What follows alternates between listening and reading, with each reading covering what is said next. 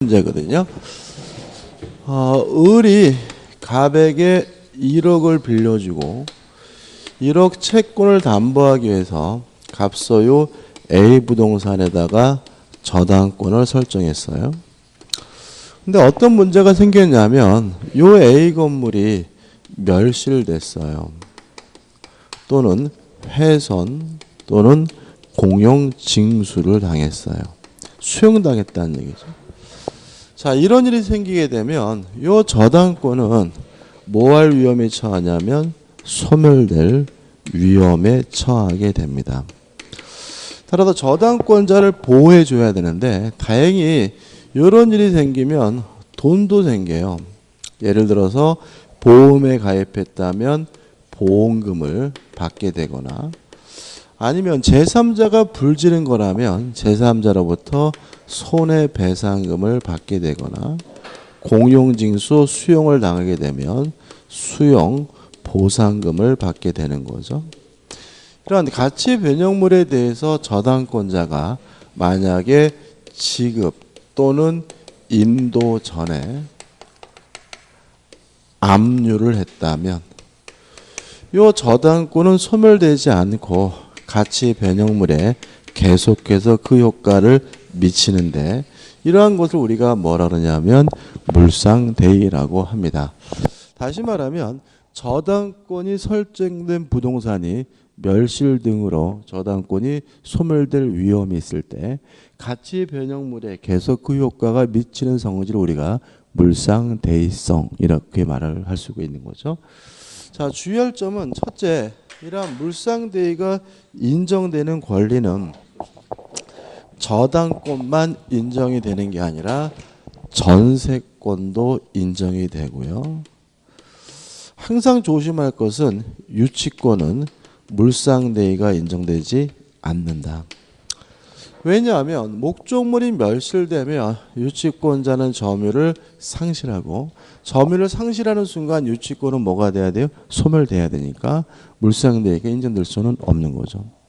두 번째 주의할 점은 물상대의가 인정되려면 저당권 등이 소멸될 위험에 처해야 된다. 따라서 만약에 돈이 생겼다 하더라도 저당권이 소멸될 위험이 없다면 물상대의가 인정되지 않거든요. 예를 들어서 갑이 이 건물을 병한테 팔고요. 병으로부터 매매 대금을 받았어요. 이 매매 대금에 대해서는 물상대의가 인정되지를 않는다. 왜냐하면 팔린다고 해서 저당권이 뭐 할 위험은 없어요? 소멸될 위험은 없으니까. 마지막으로 지급 또는 인도 전에 압류를 해야 되는데 이걸 꼭 저당권자가 해야 되느냐? 이 문제에 대해서 우리 판례는 저당권자가 하든 제3자가 하든 일반 채권자가 하든 상관이 없다. 다시 말하면 누구든지 지급 또는 인도 전에 압류를 하면 저당권자는 물상대의권 행사할 수 있다는 거 꼭 기억해 두시기 바랍니다. 그 다음에 넘기셔가지고 대표예제가 나오죠. 한번 풀어볼까요? 저당권의 물상대의에 관한 설명으로 옳은 것은 1번 대의할 물건이 제3자에 의하여 압류된 경우에는 물상대의성이 없다. X. 2번 전세권을 저당권을 목적으로 한 경우. 자, 이건 어떤 문제냐? 이런 문제입니다. 저당권의 객체는 부동산뿐만 아니라 지상권, 전세권에도 설정할 수가 있으니까 요 저당권이 뭐에 설정되어 있냐면 전세권에 설정되어 있어요. 근데 문제는 만약에 전세권이 존속기간이 만료됐다는 사유 등으로 소멸하게 되면 무엇도 소멸할 위험이 있냐면 저당권도 소멸될 위험이 있는 거죠. 근데 전세권이 소멸하게 되면 전세금이 생기죠. 다시 말하면 전세금 반환 채권이 생기게 되는데 이러한 전세금 반환 채권에 대해서 저당권자가 지급되기 전까지 압류하면 저당권이 소멸되지 않고 이 전세금에 계속해서 그 효과가 미치는데 이것도 일종의 뭐가 되는 거죠? 물상대의가 되는 거거든요. 따라서 2번 전세권을 저당권의 목적으로 한 경우 저당권자에게 물상대의권이 인정되지 않는다. X가 되는 거죠. 전세금에 대해서 물상대위가 인정이 됩니다. 3번 저당권 설정자에게 대여할 할 물건이 인도된 후에 저당권자 그 물건을 압류한 경우 물상대위권 행사할 수 있다. X죠. 최소한 언제까지 압류해야 됩니까? 지급 인도 전까지 압류가 돼야죠.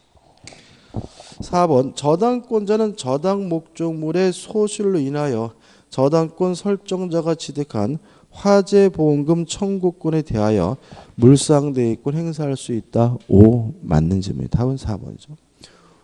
5번 저당권이 설정된 토지가 공익, 사업을 위한 토지 등의 취득 및 보생하는 법률에 따라 협의 취득이 됐어요. 그러면 수용당한 건가요? 협의 취득이라는 말은 매매죠. 매매. 그렇지 않습니까? 협의로 취득했다는 말은 쌍방 간에 뭐죠? 합의로 취득했다는 얘기니까 이게 수용처럼 보이지만 수용이 아니라 뭐죠? 매매예요. 그러면 매매가 되더라도 저당권은 소멸될 위험이 없고 매매 대금에 대해서는 물상대위권 인정되지 않으므로 협의 취득된 경우 저당권자는 그 보상금에 대하여 물상대위권 행사할 수 있다는 질문은 X가 되는 거죠. 그래서 협의 취득은 수용이 아니라 뭐죠? 매매라는 거 조심하시기 바랍니다. 그다음 2번 저당권자의 채권을 변제받는 방법 해가지고 424페이지부터 어디까지 그냥 넘어가냐면 428페이지 상단까지 넘어가는 거예요. 이 부분은 아까 우리가 전세권 할 때 설명드렸던 경매이기 때문에 굳이 따로 볼 필요는 없어요. 간단하게 정리하시면 되고 이미 했기 때문에 문제만 풀어볼까요? 자, 428페이지 오시면 대표예제가 있죠.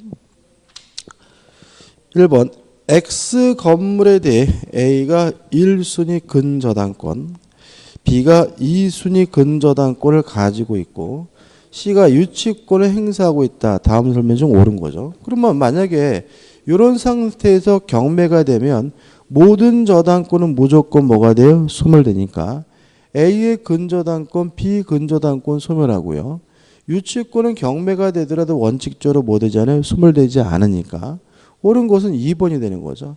A가 경매 신청을 하여 D가 경락받아 새 소유자가 된 경우 C가 D에게 X 건물의 반환을 거부할 수 있다. 옵니다. 왜냐하면 경매가 되더라도 유치권은 원칙적으로 뭐 되지 않아요? 소멸되지 않기 때문에. 2번이 나오는데 2번은 이 기출문제인데 좀 문제가 좀 마음에 들지는 않습니다. 풀어볼게요. 갑은 자신의 토지에 주택 신축 공사를 을에게 맡기면서 갑명의 보존 등기 후 2개월 내에 공사 대금의 지급과 동시에 주택을 인도받기로 약정하였다. 2016년 1월 15일 주택에 대하여 갑명의 보존 등기를 마쳤으나 을은 현재까지 공사 대금을 지급받지 못한 채 점유하고 있다. 갑의 채권자가 위 주택에 대한 강제 경매를 신청하여 2016년 2월 8일 경매 개시 결정 등기가 되었고까지를 일단 끊어볼게요. 자, 그럼 아까 우리가 설명드렸지만 경매 개시 결정 등기 전까지 유치권이 성립돼야 경락인에게 뭐 할 수 있죠? 대항할 수가 있잖아요. 근데 지금 경매 개시 결정 등기가 된 날짜는 며칠이냐면 2016년 2월 8일이죠. 그러면 이 전에 유치권이 뭐가 돼야 돼요? 성립이 돼야 되는데. 자, 문제는 한번 보시면 이 문제가 어떻게 되냐면 갑명 후 보존 등기 후 2개월 내에 공사대금 지급과 동시에 됐단 말이죠. 그러면 변제기가 언제냐가 문제가 됩니다.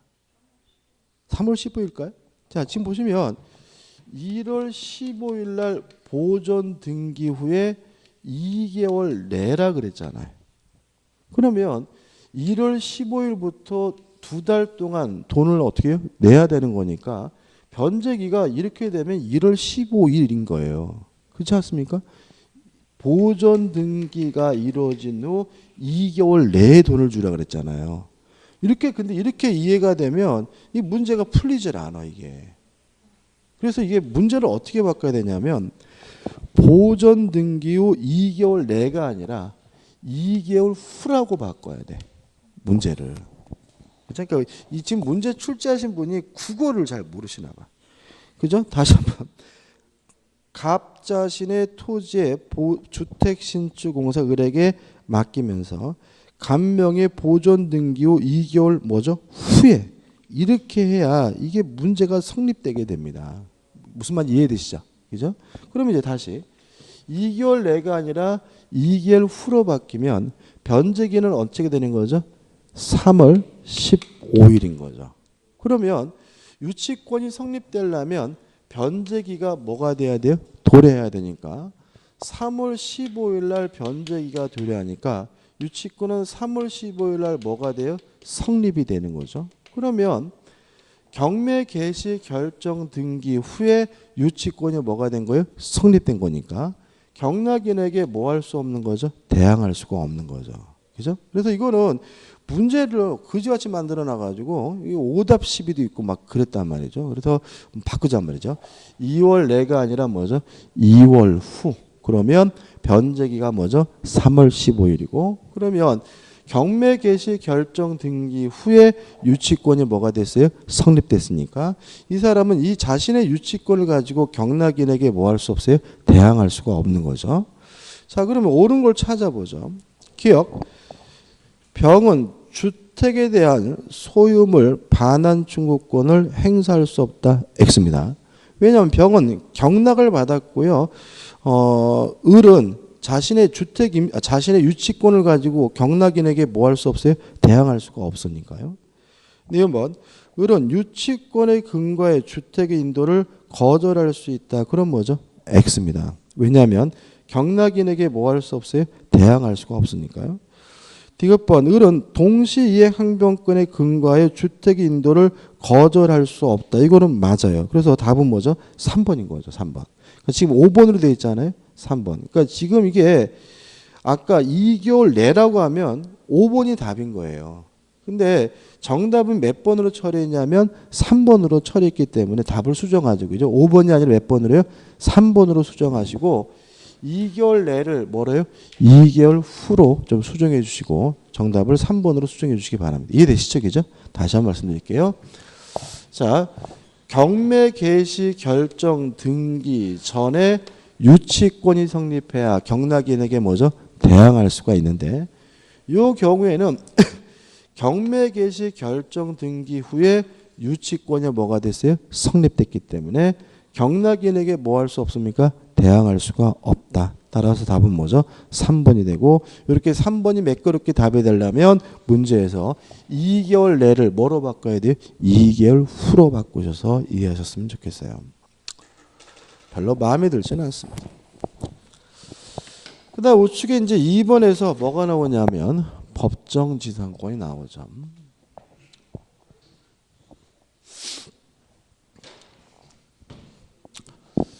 자, 이런 문제입니다. 건물이 존재하고 있고요. 건물의 소유자하고 토지 소유자가 원래는 같았는데 이것이 만약에 저당권 실행으로 건물과 토지 소유자가 달라지게 되면 건물 소유자는 뭘 갖게 되냐면 법정 지상권을 취득하기 때문에 건물을 뭐 당하지 않죠? 철거당하지 않습니다. 자, 여기서 주의하실 것은 한 가지예요. 언제 건물이 있고 언제 건물과 토지 소유자가 같아야 되느냐? 저당권 설정 시죠. 건물은 저당권 설정 시에 있어야 됩니다. 만약에 저당권 설정 시에 건물이 존재한다면 건물이 무효가든 미등기든 따지지 않습니다. 또 언제 건물과 토지 소유자가 같아야 되냐면 저당권 설정 시입니다. 따라서 저당권 설정 시에 토지와 건물의 소유자가 같다면 경매가 될 때 토지와 건물의 소유자가 다르더라도 뭐가 발생할 수 있죠? 법정 지상권이 발생할 수가 있어요. 그것이에요. 그래서 교재 보시면은 요건에서 저당권 설정 당시 뭐가 있어야 돼요? 건물이 있어야 된다. 그러면 우리가 생각해 보자고요. 내용입니다, 이게. 자, 땅이 갑의 것이고 건물도 갑의 것이에요. 이런 상태에서 토지에 뭐가 설정됐냐면 저당권이 설정됐거든요. 그래서 건물이 뭐가 됐냐면 철거가 됐어요. 철거가 돼서 없는 상태에서 토지가 뭐가 됐어요? 경매가 됐어요. 이랬을 때 이 건물이 이 사람에게 법정지상권이 발생할 가능성이 있나요? 없나요? 있다.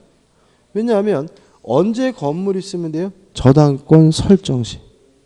저당권, 그죠? 따라서 나중에 건물이 철거되더라도 뭐가 발생할 수 있어요? 법정지상권이 발생할 수가 있다. 그죠? 그런 얘기들이에요. 그죠? 그 다음에 넘겨보시면 핵심 판례도 결국 그런 내용입니다. 저당권 설정 당시 건물이 있다면 무효가든 미등기든 따지지 않고 저당권 설정 당시 건물이 있었다면 건물이 철거되거나 멸실 되더라도 법정지상권이 발생할 수가 있는 거죠. 그 다음에 431페이지 보시면 저당권 설정 당시에 토지와 건물이 뭐 해야 돼요? 동일 소유자 되겠죠. 따라서 설정 당시에 건물과 토지 소유자가 같다면 그때는 경매될 때 다르더라도 뭐가 발생합니까? 법정지상권이 발생해요. 그럼 한 가지 연습해 볼까요? 이 들으시는 거 이런 거는. 자, 땅이 갑의 것이고요. 건물도 갑의 것이에요. 이런 상태에서 을 앞으로 토지에 대해서 저당권이 설정돼 있었어요. 다시 말하면 저당권 설정 당시 건물이 있었고 건물과 토지 소유자가 같았네요. 그죠? 근데 갑이 건물만 팔았어요.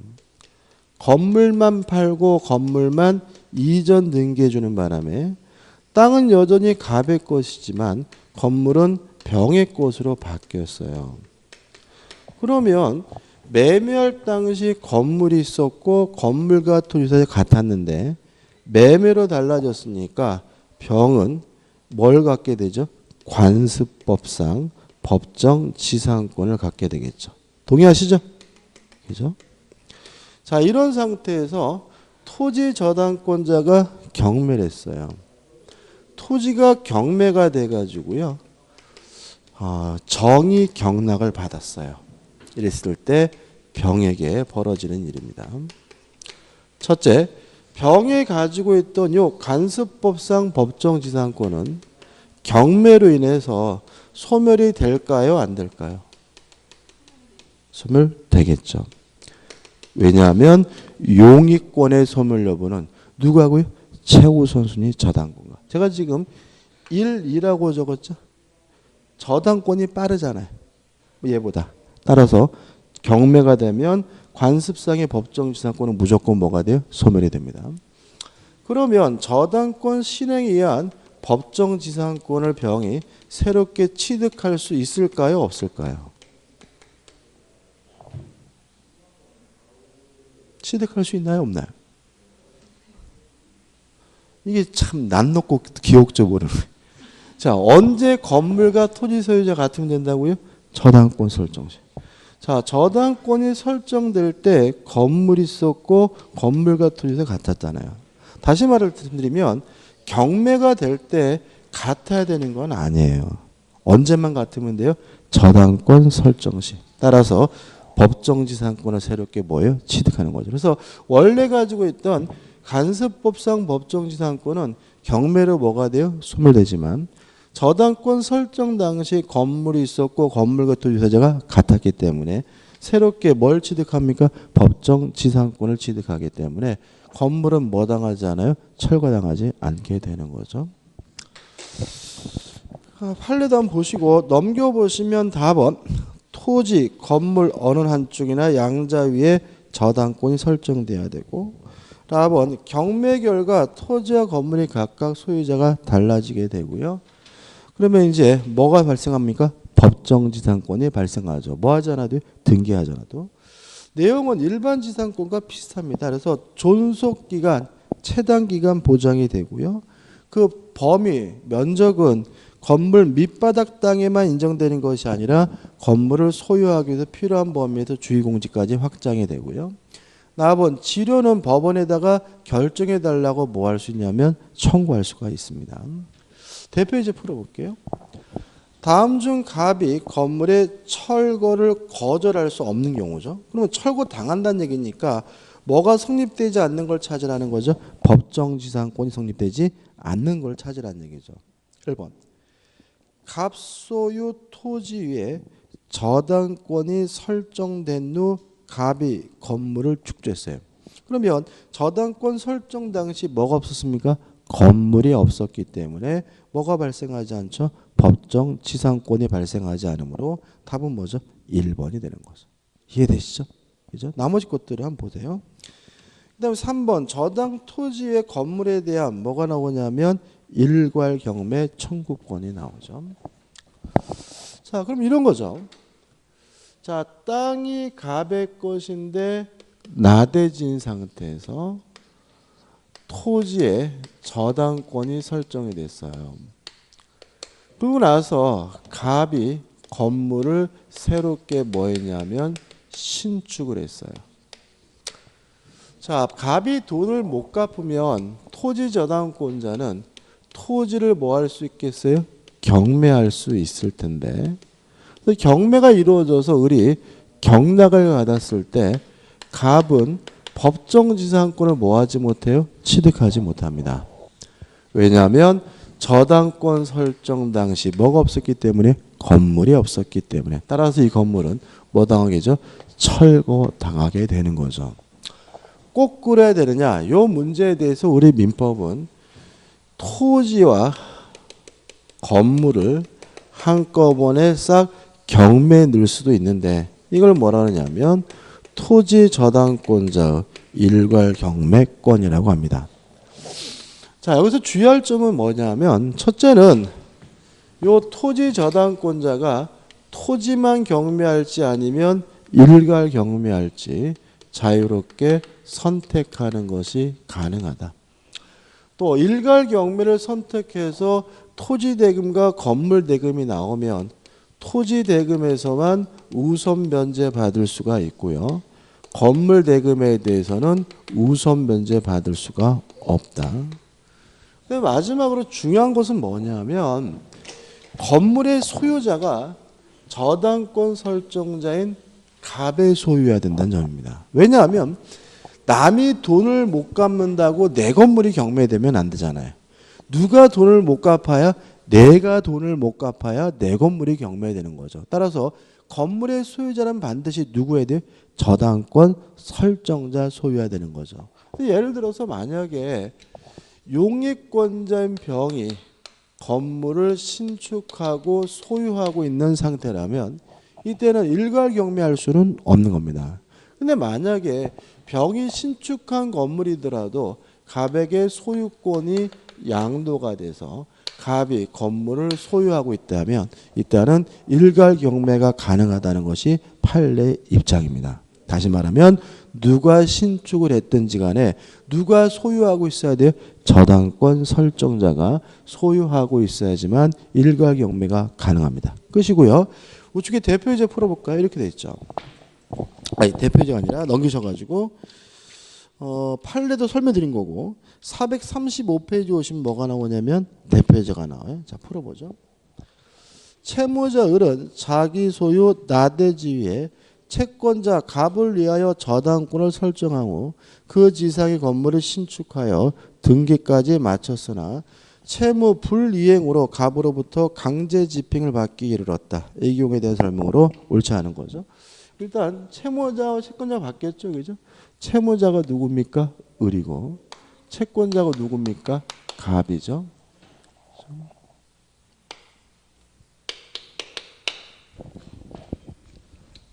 이거 좀 바꾸죠.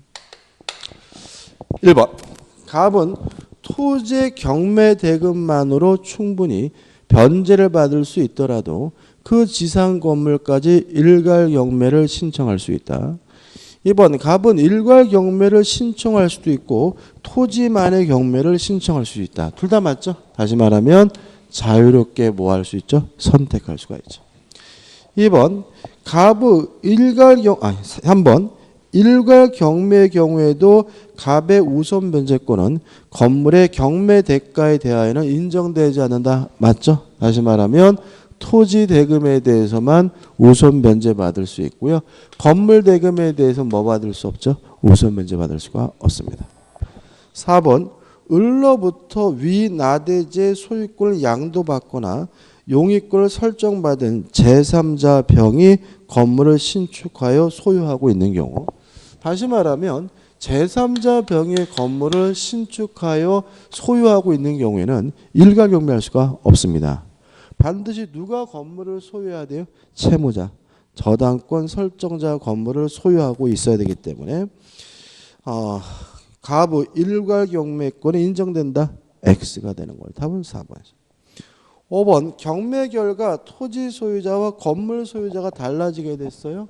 이때는 뭐가 발생하지 않습니까? 법정 지상권이 발생하지 않으므로 토지의 경락인은 특단의 사정이 없는 한 건물 소유자에게 그 건물의 절거를 요구할 수 있다. 5 맞는 질문이죠. 답은 뭐죠? 4번이죠. 그 다음에 4번에서 뭐가 나오냐면 제3취득자의 보호가 나오죠. 일단 제3취득자는 어떤 사람이냐면요. 저당권이 설정된 후에 권리를 취득하게 된 사람을 제3취득자라고 하는데, 제3취득자는 채무자가 반대하더라도 채무를 변제하고 저당권의 소멸을 청구하는 것이 가능합니다. 주의하실 점은 두 가지인데요. 첫째는 변제기가 도래해야 돼요. 아직 변제기가 도래하지 않았다면 변제하고 소멸 청구할 수가 없고요. 두 번째 주의하실 점은 담보되는 범위 내에서만 변제하면 됩니다. 그래서 일반 저당권이면 지연배상금은 1년분만, 근저당권이면 채권 최고액 범위 내에서만 변제하면 되고요. 넘겨서 4번 제3취득자는 경매인 경락을 받는 것도 가능하고요. 또 제3취득자는 필요비 유익비에 대해서 우선 상한을 받는 것이 가능합니다. 간단하죠, 그죠? 다시 한번 말씀드릴까요? 첫째, 제3취득자는 누구냐? 저당권이 설정된 후에 권리를 취득한 사람 우리가 제3취득자라고 하고, 제3취득자는 채무자가 반대하더라도 변제하고 저당권의 소멸을 청구할 수가 있는데, 주의하실 점은 변제기가 도래해야 되고 담보되는 범위 내에서만 변제하면 된다. 또 경락을 받는 거 가능하고요. 필요비 유익비에 대해서 우선 상환받을 수 있죠. 대표이제 풀어볼게요. 타인의 채무를 담보하기 위하여 저당권을 설정한 부동산의 소유자로부터 소유권을 양수한 제3자죠. 그러면 이 사람은 저당권이 설정된 후에 소유권을 취득한 사람이니까 제3취득자죠. 1번 저당 부동산의 경매 절차에서 경매인이 될 수 없다. X. 2번 채무자의 의사에 반해서는 저당 채무를 변제할 수 없다. X. 3번 채권의 변제기에 상관없이 저당 채무를 변제하여 저당권 소멸을 청구할 수 있다. X. 변제기가 도래해야 되죠. 5번부터 볼까? 5번 저당 부동산의 개량을 위하여 유익비를 지출한 경우에는 저당 부동산의 경매 대가에서 그 비용의 우선 상환을 받을 수 없다. X입니다. 답은 4번인데 왜 그러냐면 만약에 돈을 갚았어요. 제3취득자. 그러면 남의 빚을 대신 갚은 거죠.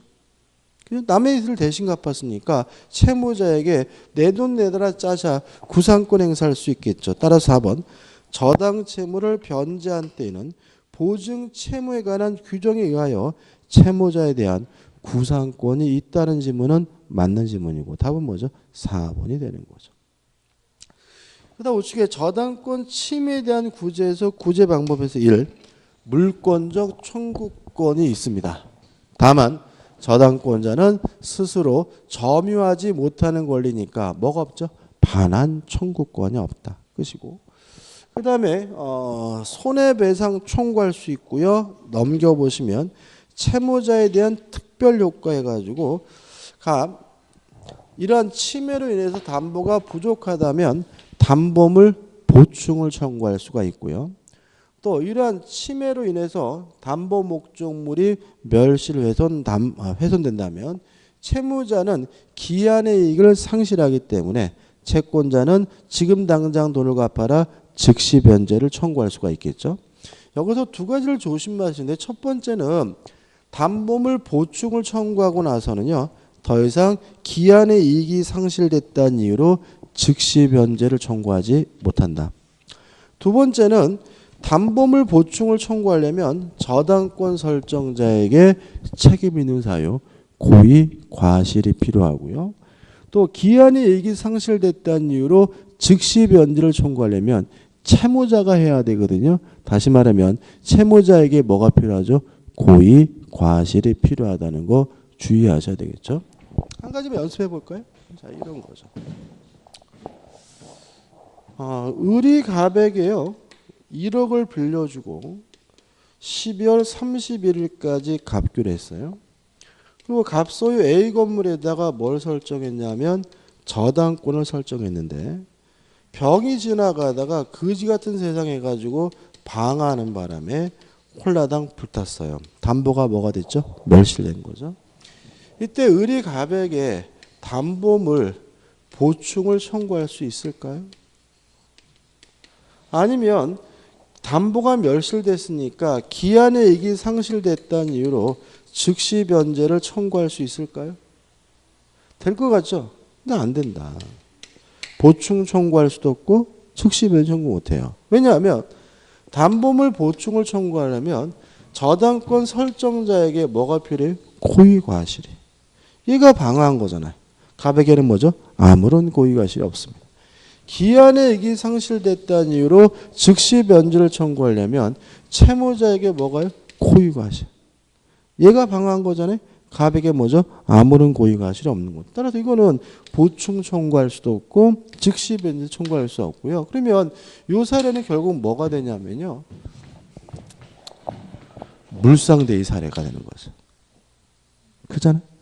얘가 불질르면 뭐가 돼요? 멸실됐고 보험에 가입했으면 보험금 받을 수 있고 또 병에게 뭘 받을 수 있어요? 손해배상도 청구할 수 있는 거죠. 그러면 이러한 돈이 지급되기 전에 뭐라면요? 압류라면 물상대위권 사례인 것이지 뭐 문제가 아닙니까? 담보물 보충 청구권이나 기한의 상실 문제가 아님을 주의하시 바랍니다. 왜 설명드리냐면 요거를 저거랑 섞어가지고 문제 내버리면 그냥 틀리는 경향이 있으니까 조심하시기 바랍니다. 그 다음에 저당권의 처분과 소멸은 뭐 설명드릴 게 없어요. 왜냐하면 그냥 부종성 수반성이죠. 따라서 저당권만 따로 띄어서 뭐 할 수 없어요? 처분할 수 없다 정도만 기억하시면 되고 440페이지 오신 뭐가 나오냐면 특수 저당권이 나오거든요. 근저당하고 공동저당을 봐야 되는데 좀 쉽다죠, 그죠? 쉬었다가 보도록 하죠. 오늘 좀 수업이 좀 일찍 끝나겠네요, 그죠?